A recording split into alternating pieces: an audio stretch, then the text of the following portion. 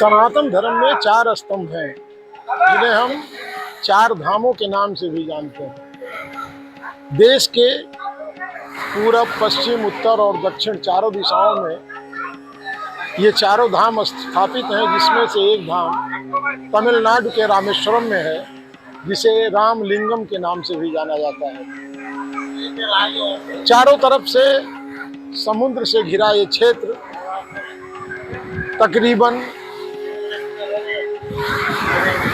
22 से 20 मील के अंदर बसा हुआ है। यहाँ तकरीबन 45,000 की आबादी है। 22 एकड़ में रामेश्वरम का ये मंदिर है, जिसे हम आपको दिखाएंगे। और जो परिसर बना हुआ है, जो अंदर मंदिर का है हिस्सा, वो तकरीबन 15 एकड़ का है। नमस्कार, प्रखर आस्था देख रहे हैं आप। मैं हूं आपके साथ विमलेश शुक्ल। इस समय हमारी मौजूदगी है तमिलनाडु के रामेश्वरम में। 12 ज्योतिर्लिंगों में रामेश्वरम का नाम भी आता है। बद्रीनाथ, द्वारिका और जगन्नाथपुरी के बाद 4 धामों में एक धाम रामेश्वरम समुद्र के तट पर है। श्रीलंका की दूरी यहाँ से बहुत ही कम है, लेकिन ये जल मार्ग है। और कभी भगवान श्री रामचंद्र जी ने यहीं से नल, नील और वानरों की सेना के साथ उनके सहयोग से पुल बनाकर लंका पर चढ़ाई की थी। वो हिस्सा धनुष कोटि का है, जो यहाँ से तकरीबन 25 से 30 किलोमीटर दूर है मंदिर से। ये सामने आपको विशाल समुद्र दिखाई दे रहा है। जिनकी आस्था सनातन में कम है, उन्हें यहाँ एक बार आना चाहिए। जो विज्ञान को मानते हैं, उनको एक बार आना चाहिए।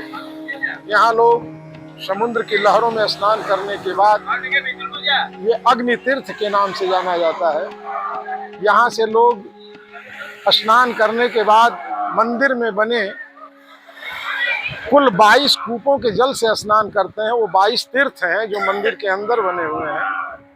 उन तीर्थों में स्नान करने के बाद तमाम तरह के शोक और पाप दूर हो जाते हैं। ये अग्नि तीर्थ है और यहाँ आकर के लोग पहले समुद्र में स्नान करते हैं और उसके बाद महादेव का दर्शन करते हैं। और यहाँ पर महादेव की स्थापना भगवान श्री रामचंद्र जी ने की थी। रामेश्वरम का अर्थ ये भी बताया जाता है कि राम के ईश्वर, राम के ईश्वर रामेश्वर। मंदिर के ठीक सामने एक हनुमान जी का मंदिर है। यहाँ 38 डिग्री सेल्सियस से 30 डिग्री सेल्सियस का तापमान अलग अलग समय पर बना रहता है। आज जबकि आधा भारत, उत्तर भारत कड़ाके की ठंड से कांप रहा है, तब भी आप यहाँ देख सकते हैं लोग गर्मी जैसे कपड़ों में बहुत ही आसानी से टहल घूम रहे हैं। ये स्थान धार्मिक आस्था का केंद्र है। यहाँ की व्यवस्थाएं, यहाँ का जो अपना सिस्टम है, वो बहुत ही शानदार और लाजवाब है। चक्र तीर्थ से स्नान करने, अग्नि तीर्थ से स्नान के बाद, समुद्र में स्नान करने के बाद जब आप मंदिर की तरफ जाएंगे तो सामने ये हनुमान जी का मंदिर है, जिसके कपाट इस समय बंद हैं। लोग यहाँ दर्शन करते हैं और इसके ठीक सामने आप देख सकते हैं ये प्रभु श्री राम के आराध्य औघड़दानी भोलेनाथ का मंदिर है, जो 22 एकड़ परिक्षेत्र में बना हुआ है। और अंदर ये 15 एकड़ में पूरा मंदिर परिसर निर्मित किया गया है। यहाँ तमिल, स्थानीय, भगेशी, हिंदी, मराठी, पूरी तरह से तमिल और अंग्रेजी भाषा प्रचलन में है। इसको लोग समझते हैं, उसके हिसाब से बातचीत करते हैं, संबंध लोगों के उसके हिसाब से बनते हैं। इस समय दोपहर का समय है। मंदिर परिसर सुबह 1 बजे तक यहाँ भगवान के और माँ पार्वती के दर्शन होते हैं। उसके बाद मंदिर बंद रहता है, फिर दोपहर बाद खुलता है। यहाँ इस रास्ते पर बहुत सारी दुकानें सजी हुई हैं, जहाँ समुद्री चीज़ों से बनी हुई शंख और उसमें जो छोटे छोटे घोंघे होते हैं उनसे बना हुआ तो बहुत सारा सामान, सजावटी सामान यहाँ दिखता रहता है। मंदिर में मुख्य रूप से 4 द्वार हैं और ये सामने जो मंदिर का हिस्सा दिखाई दे रहा है ये मुख्य प्रवेश द्वार है।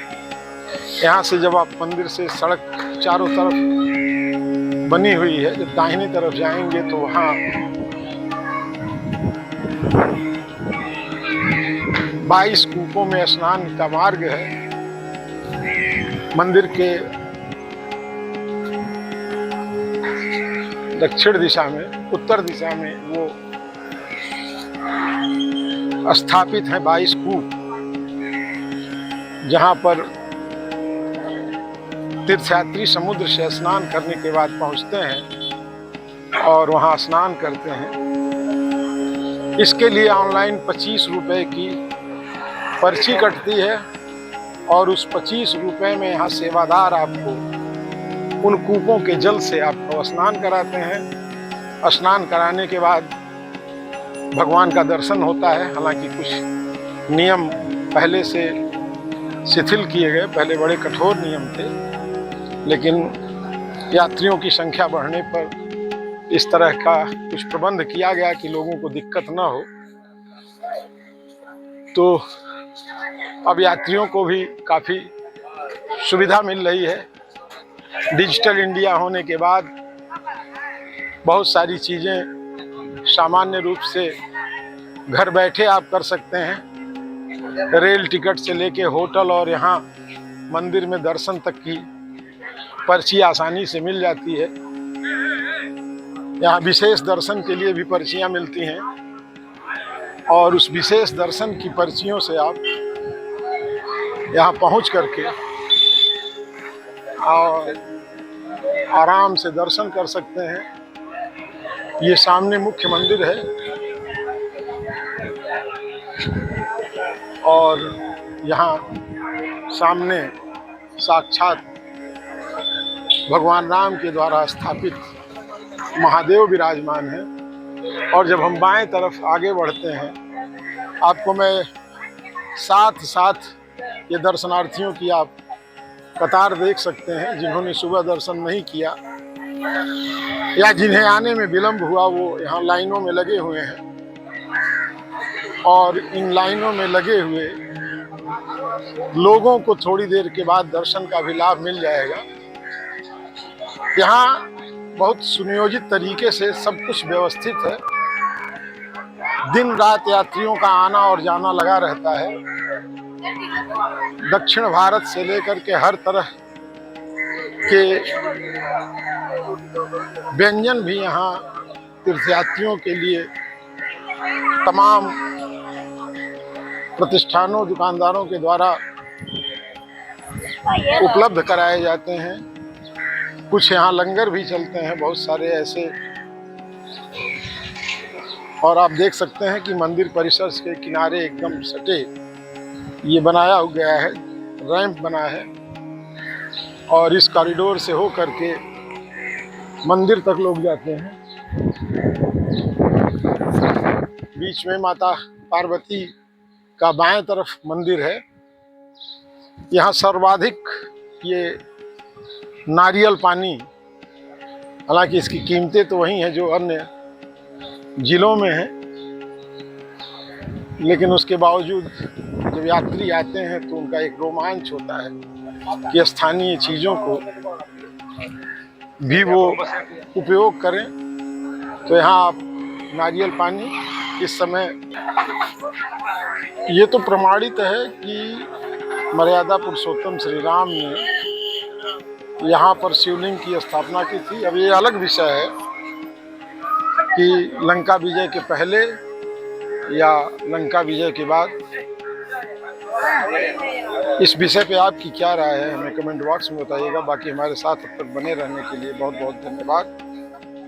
अब आप यहाँ तक हमको सुन लिए हैं, यहाँ दर्शन आप कर लिए हैं, तो हमारे चैनल को सब्सक्राइब करें, लाइक करें और कमेंट में ज़रूर बताएं कि और कहाँ आप दर्शन करना चाहते हैं। हम आपको प्रयास करेंगे कि आपको वहाँ भी ले चलें, वहाँ का दर्शन कराएं।